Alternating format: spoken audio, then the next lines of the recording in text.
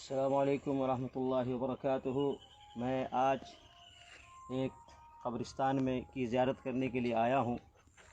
یہ وہ قبرستان ہے جس کے اندر میری والدہ کی قبر ہے، اور یہ وہ قبرستان ہے جس کے اندر میرے والد صاحب کی بھی قبر ہے۔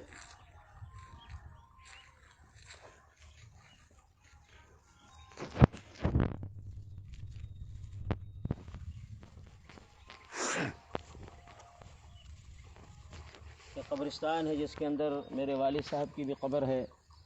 اور یہ وہ قبرستان ہے جس کے اندر میرے دادا دادی اور میرے دیگر رشتہ داروں کی بھی قبریں ہیں۔ یہ ایک ایسا قبرستان ہے جیسا کہ آپ دیکھ رہے ہیں، بالکل ویسے ہی قبرستان ہے جیسے رسول اللہ صلی اللہ علیہ وسلم نے قبرستان بنانے کا حکم دیا ہے اور قبر بنانے کی تعلیم دیا ہے۔ قبرستان کے بارے میں رسول اللہ صلی اللہ علیہ وسلم نے فرمایا ہے کہ فزوروها فإنها تذکرکم الآخرہ، قبرستان کی زیارت کرو کیونکہ یہ تمہیں اپنی آخرت یاد دلائے گی۔ تو قبرستان کی زیارت کا ایک مقصد یہ ہے کہ اپنی آخرت یاد دلائے۔ دیکھیے یہ قبرستان ہے، اس کے اندر امیر بھی ہے، غریب بھی ہیں، بڑے بھی ہیں، چھوٹے بھی ہیں، چودھری بھی ہیں، اور بڑے بڑے شان اور شوکت والے لوگ بھی ہیں، اور نوکر بھی ہیں، غریب فقیر محتاج سب ہیں۔ تو اس سے نصیحت ملتی ہے، عبرت ملتی ہے کہ دیکھو انسان جب اس زمین کے اوپر رہتا ہے تو کتنی شان اور شوکت کے ساتھ رہتا ہے، لیکن جب اس زمین کے اندر چلا جاتا ہے تو دیکھو اس کی کیا حالت ہے۔ بہت بڑی عبرت اور نصیحت ہے یہ قبرستان اور یہ قبریں۔ تو اسی لیے نبی علیہ السلام نے فرمایا ہے کہ قبرستان کی زیارت کا ایک مقصد یہ ہے کہ تمہیں اپنی آخرت یاد دلائے۔ یقیناً آدمی جب قبرستان کی زیارت کرتا ہے تو اس کو اپنی آخرت یاد آتی ہے کہ ایک دن اسی قبر کے اندر آنا ہے، اور یہ کیفیت ہمارے ساتھ بھی ہونی ہے۔ اور دوسرا مقصد نبی علیہ السلام نے فرمایا ہے کہ دعائیں کی جائیں، جو لوگ بھی یہاں ہیں ان کے لیے دعائیں کی جائیں، اور خود نبی علیہ السلام نے وہ دعا بتلا دیا ہے۔ جب قبرستان کی زیارت کرنے نبی صلی اللہ علیہ وسلم جاتے تھے تو دعا پڑھتے تھے۔ دعا یہ ہے: السلام علیکم یا اہل الدیار من المؤمنین والمسلمین وإنا إن شاء اللہ بكم لاحقون نسأل اللہ لنا ولکم العافیہ۔ یہ دعا رسول اللہ صلی اللہ علیہ وسلم نے بتلایا ہے اور سکھلایا ہے۔ تو کوئی بھی کسی قبرستان کی زیارت کے لیے جائے تو یہ دونوں چیزوں کو اپنے ذہن میں رکھے کہ ایک تو عبرت اور نصیحت لے قبرستان سے، اور دوسرے قبرستان میں جو لوگ بھی ہیں، قبر میں جو بھی ہیں، ان کے لیے دعائے مغفرت، دعائے رحمت اور سلامتی کے لیے دعا کرے، چاہے وہ کسی نبی کی قبر ہو، رسول کی قبر ہو، شہید کی قبر ہو، ولی کی قبر ہو، بزرگ کی قبر ہو، صالحین کی قبر ہو، ماں باپ کی قبر ہو، باپ دادا کی قبر ہو، کوئی بھی قبر ہو، سب کی زیارت کا ایک ہی طریقہ رسول اللہ صلی اللہ علیہ وسلم نے بتلایا ہے۔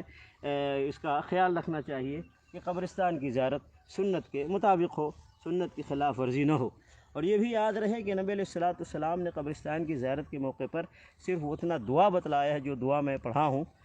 لیکن قبرستان میں آ کر کے سورہ فاتحہ پڑھنا، یا قبرستان میں آ کر کے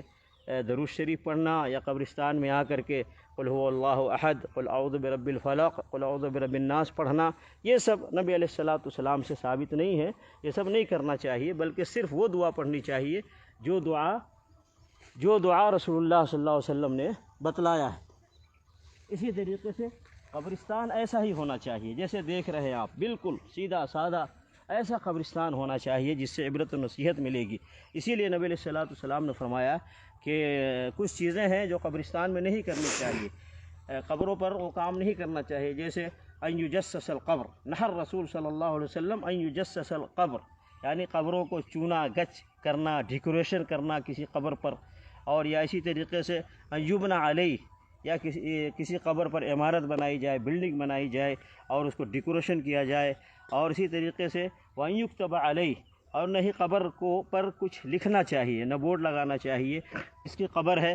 اور ان کا نام لکھنا یا ان کا عہدہ اور پوسٹ لکھنا کہ یہ فلاں پیر صاحب ہیں، فلاں مفتی صاحب ہیں، فلاں علامہ صاحب ہیں، اس طرح کا بورڈ نہیں لگانا چاہیے۔ نہیں کچھ لکھنا نہیں چاہیے، کیونکہ نبی علیہ الصلوۃ والسلام نے اس لیے منع فرمایا ہے۔ ایسے ہی کسی بھی قبر پہ جا کر کے سجدہ نہیں کرنا چاہیے۔ نبی علیہ الصلوۃ والسلام نے فرمایا ہے لعن اللہ الیہود والنصارى اتخذوا قبور انبیائہم مساجد، لعنت ہے یہود و نصارہ پر کہ انہوں نے نبیوں کی قبروں کو سجدہ گاہ بنا لیا۔ تو قبروں پہ جا کر کے نماز نہیں پڑھنی ہے،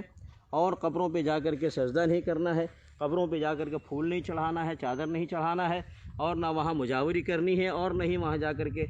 کسی کو سجادہ نشین بنا کر کے رکھنا ہے۔ یہ ساری چیزیں نبی علیہ الصلوۃ والسلام سے ثابت نہیں ہیں، بلکہ نبی علیہ الصلوۃ والسلام نے منع فرمایا ہے، اور ایسے کام جو غیر مسلموں کی علامت اور پہچان ہے وہ مسلمانوں کو نہیں کرنا چاہیے، اس سے پرہیز کرنا چاہیے۔